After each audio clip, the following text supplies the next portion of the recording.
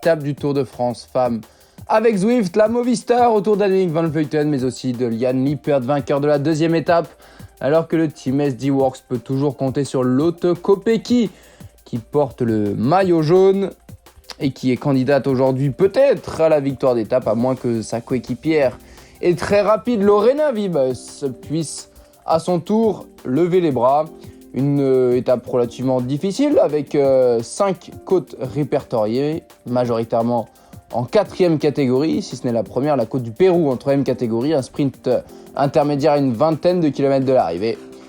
Et une arrivée en descente puis sur le plat qui devrait permettre aux sprinteuses de se mettre en évidence. L'échappée du jour, Katrien Hams, a été reprise avant même le début du direct. Et ensuite, ça a pas mal roulé pendant une trentaine de kilomètres. Et Julie Van de Velde, deuxième du classement de la montagne derrière son équipière Yara Kastelijn, a décidé d'attaquer. Elle a été maintenue autour des 30-40 secondes. Puis ensuite, le peloton l'a laissé filer. Elle a pris le maximum de points, ce qui lui a permis de prendre la tête du classement de la montagne et d'être assurée d'être maillot à pois ce soir. Kasia Niewiadoma a, pendant un petit temps, tenté de fausser compagnie au peloton, mais cette fois-ci, Kasia Niewiadoma ne l'a pas laissé partir. Et voici l'écart qui a monté 1,40 et même plus de 2 minutes en faveur de Julie Van de Velde, la Belge de Phoenix de Koninck. Le sprint intermédiaire qui se rapproche, pas de souci évidemment pour la concurrente de tête. Et derrière, Ashleigh Moolman-Pasio, qui porte le maillot vert par procuration, qui a tenté de déstabiliser Kopecky et Wiebes. Mais la championne d'Europe a pris le maximum de points. Juste derrière, la Canyon SRAM de Kasia Niewiadoma a décidé d'accélérer, peut-être aussi de jouer un petit peu avec le vent, voir ce qui était possible de faire. Ça a mis un petit peu de tension.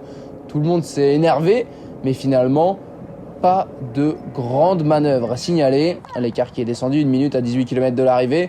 Mais ça reste quand même un bras de fer entre le peloton et la concurrente de tête. Avec 20 secondes à l'approche de la flamme rouge, Julie Van de Velde qui résiste bien et qui a sorti toutes ses meilleures qualités de rouleuse.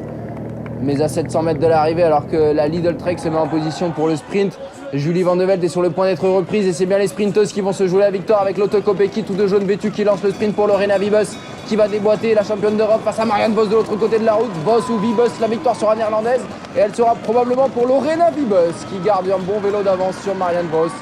La 3e place pour Lotte Kopecky qui, dans un parfait rôle de poisson pilote, a emmené Lorena Wiebes vers la victoire. 2e succès déjà pour la SD Worx qui est passé à côté de la victoire hier. Mais aujourd'hui, les coéquipières de Lorena Wiebes ont remis. SD Worx Pro Time en haut du classement. Lotte Kopecky 3e devant Chiara Consoni. Elisa Balsamo est 5e devant Alex Manly. Charlotte Kool, que l'on attendait mieux, n'est que 7e. Au classement général, Lotte Kopecky garde la tête. Elle va même prendre les bonifications de la 3e place du jour et donc repousser Liane Lippert à 55 secondes au classement général devant Ashleigh Moolman à 1,05 et derrière Kasia Niewiadoma 4e devant Longo Borghini. Au classement de la montagne, on vous l'a dit, Julie Van de Velde avec 9 points est désormais leader devant son équipière Yara Kastelijn et Katrien Hams, qui a pris 7 points aujourd'hui, est 3e. L'étape la plus longue de ce Tour de France Femmes avec Zwift, départ de Cahors, 177 km, où Christophe Laporte s'était imposé sur le Tour de France l'année dernière, où Jackie Durand, notre consultant également, s'était imposé. Direction Rodez, avec dans le final, pour le coup, pas mal de difficultés, 3 dont une de 2e catégorie, la côte de Moirezes.